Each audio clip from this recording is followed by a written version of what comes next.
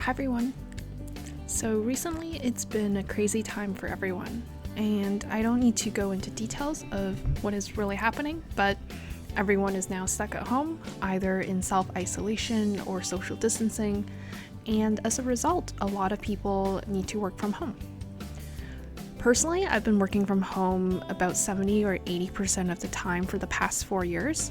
So what I want to share with you today is some tips for working from home effectively, and also to leave you with some tools and resources at the end of this video.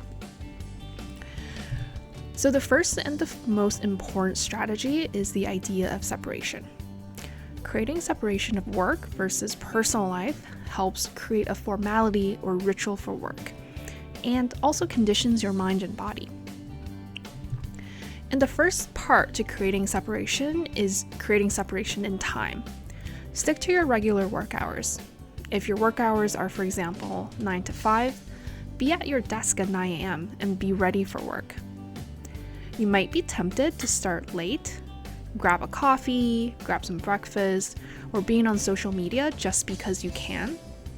But if you don't stick to a schedule and set expectations for yourself, it will be very hard for you to be effective for the rest of the day.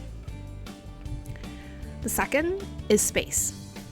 Ideally, you want to have a dedicated workspace where you just do work. And if you wanted to do something personal, you need to physically go somewhere else. However, that doesn't always happen. So otherwise, at least keep your desktop clean with only the tools you need for work.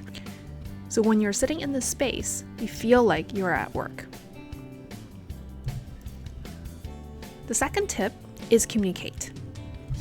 This may seem obvious at first, but I actually found this to be the most challenging part about working from home. It's the feeling that you're isolated from the rest of your team. You can't just walk over to a coworker's cubicle, visit someone's office, or see visually if they're free or not. So there's a little bit of a barrier. But don't let this barrier get in the way. Use instant messaging, use conferencing solutions, and don't be scared out to reach out just as you normally would, kind of yell across the office. The key to effective teamwork is to keep up the communication, even if you're in different spaces, or in my case, even different time zones. A personal tip that I found really helpful is to always use video conferencing over voice conferencing, if you can. Because with voice conferencing, it's really easy for participants to be double tasking. They could be answering emails on the side, talking to someone else, and even without double tasking, with virtual screens between all of the participants, silence is the norm. With video added, you can see the reaction of the people you're speaking to, and being on camera really helps with feeling connected and focusing on the matter at hand. Finally, it's all about avoiding distractions.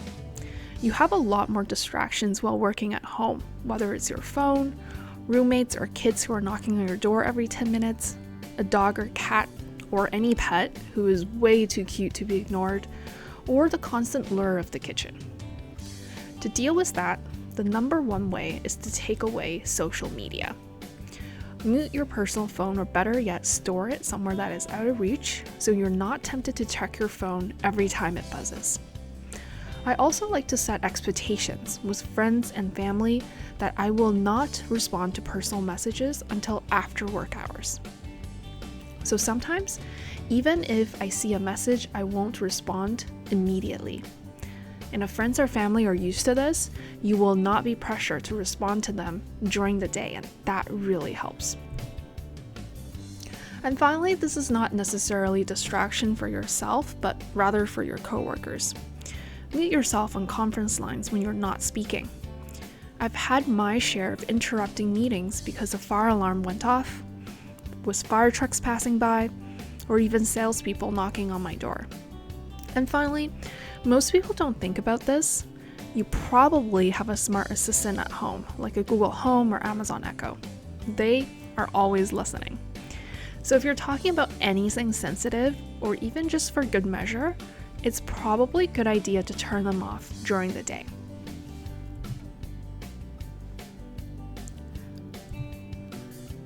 As a last tip, I want to share some tools and resources with you that can help you work more effectively at home. A quick note is many of these solutions have free trials or are free to use due to the current situation. I want to show you 2 tools in a bit that I rely on the most frequently, but if you're interested, I have a full list of resources on my blog with things like IM tools, video conferencing, screen sharing, file sharing, project management, as well as other useful things, so please check those out. I will leave the link in the description box. The first tool that I use a lot is Google Hangouts. Of course, Google Hangouts is not the only option. You could use things like Trello, Microsoft Teams, or even Skype. But I really like Hangouts because I already have a Google account and it's really easy to access this whether I'm on a desktop or on a mobile phone. I just need to log into my Google account and everything is there.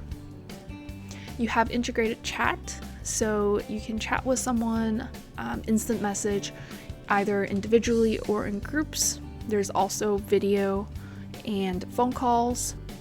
So this basically takes care of all of the conferencing and video solutions. The second tool I want to show you is Trello. Trello essentially is a task project management tool, which easily lets you have these swim lanes and also cards for different tasks. So for example, I can add into my to-do list something like draft presentation. There we go, I've created a card. It's really as simple as that. If I open it, I can add a description, I can write comments, I can add a checklist. So essentially a little to-do item that then you can check off. And then you can also do things like labels, add team members, due dates, attachments, add pictures. It is really very powerful. Okay. Once you have these cards, you can move them across the different swim lanes, which you can define yourself. So for example, if I'm now working on this presentation, I can move it over to in progress, and you can see some of the things you can do with due dates. And if things are finished, you can mark them as complete. So it is really very flexible, and I love it to keep track of anything from project ideas to bigger projects where I need to break down to working with the team. I hope some of these tips, strategies, as well as insights were helpful to you, and I wish everyone a safe as well as a productive time at home. See you in the next video.